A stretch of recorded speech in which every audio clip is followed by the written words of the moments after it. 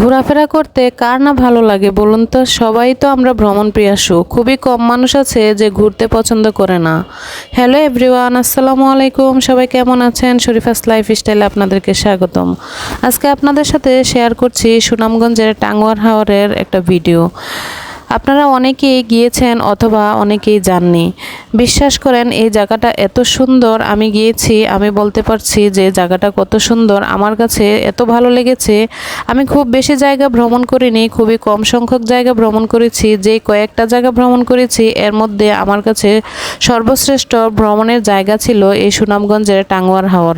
প্রথমেই আমরা নেমে বোর্ডে উঠে গিয়েছিলাম। এই বোর্ড আমাদেরকে প্রথমেই নিয়ে গিয়েছিল ওয়াচ টাওয়ার। ওয়াচ টাওয়ারের দৃশ্যটা এত ভালো লেগেছে, সবুজ গাছ আর চারদিকে পানি থই থই করছে। আমাদের বাচ্চারা তো অনেক মজা করেছিল, অনেক সাঁতার কেটেছে। এই জায়গাটা আমার কাছে খুবই ভালো লেগেছে। এর মধ্যে আমার কাছে হাউস বোটে থাকাটা খুব ভালো লেগেছিল। এই হাউস বোটে 3 বেলায় খাবার দেওয়া হয় এবং 3 বেলা নাস্তা দেওয়া হয়।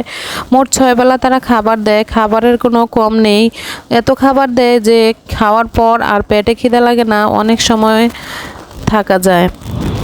আর ওনারা প্রত্যেকটা পর্যটন স্পটে নিয়ে থামিয়ে দেয় এবং ওনারা বলে দেয় যে আপনি কোথায় যাবেন, কতটুকু সময় লাগবে বা কত টাকা ভাড়া নিতে পারে।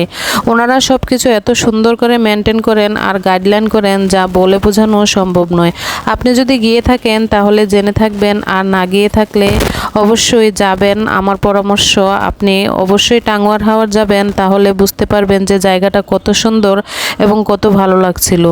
এই ট্রলারে বসেই আপনি দেখতে পারবেন অনেক মনোরম পরিবেশ, অনেক সুন্দর। আল্লাহ তাআলার কত সুন্দর সৃষ্টি, কত সুন্দর সৌন্দর্য। দূর থেকে তো পাহাড় দেখা যায়, ঝর্ণা দেখা যায়। এখন যে আমরা আছি ওয়াচ টাওয়ারে, এখানে আপনি বোট থেকে নেমে ছোট নৌকা করে একটু দূরে যেতে পারবেন এবং নৌকায় থাকে লাইফ জ্যাকেট। আপনি সাঁতার না জানলে এটা পরে নিতে পারেন। এখানে ওয়াচ টাওয়ারের এই জায়গায় খুব বেশি একটা পানি থাকে না, আপনি সাঁতার না জানলেও এখানে নেমে হাঁটাহাঁটি করতে পারবেন। চায়ের ব্যবস্থা আছে, অনেক চাওয়ালারা থাকে এবং নৌকার মধ্যেও অনেকে অনেক ধরনের খাবার নিয়ে আসে, যেগুলো শুকনো খাবার খাওয়া যায়, আপনি চাইলেই খেতে পারেন।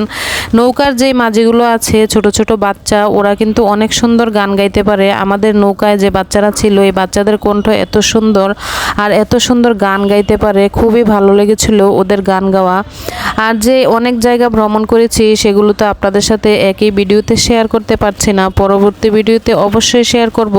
আমরা অনেক জায়গায় গিয়েছিলাম, যেমন বারিকাটিলা আছে, আর আছে শিমুল বাগান, আরও লাকমাছড়া, আরও অনেক জায়গা, সাদা পাথর। সবগুলো জায়গায় আমরা মোটামুটি ভ্রমণ করেছি। আমার কাছে সবচাইতে বেশি যেটা ভালো লেগেছিল সেটা হচ্ছে শিমুল বাগান। এই শিমুল বাগানটা আমার কাছে এত ভালো লেগেছে যা বলার বাইরে। আর দ্বিতীয়বার ভালো লেগেছে নীলাদ্রি লেক। এই নীলাদ্রি লেকটাও আমার অনেক পছন্দ হয়েছিল। আমি এই নীলাদ্রি লেকটা এখানে শেয়ার করিনি, আমার পরবর্তী ভিডিওতে সবগুলো জায়গা দিয়ে দেওয়া হবে এবং আপনারা আমার মাধ্যমে দেখতে পারবেন সবগুলো জায়গা। তো আমি আবারও বলছি, আপনারা যদি অনেক ভ্রমণ প্রিয়াসু হয়ে থাকেন, এই জায়গাটা কখনোই মিস করবেন না। আমার ভিডিওটি কেমন লেগেছে জানাবেন। কে কোথা থেকে দেখছেন কমেন্টে জানাতে ভুলবেন না। ভালো লাগলে লাইক কমেন্ট শেয়ার করবেন। ভুল হলে ক্ষমা সুন্দর দৃষ্টিতে দেখবেন। আল্লাহ হাফেজ।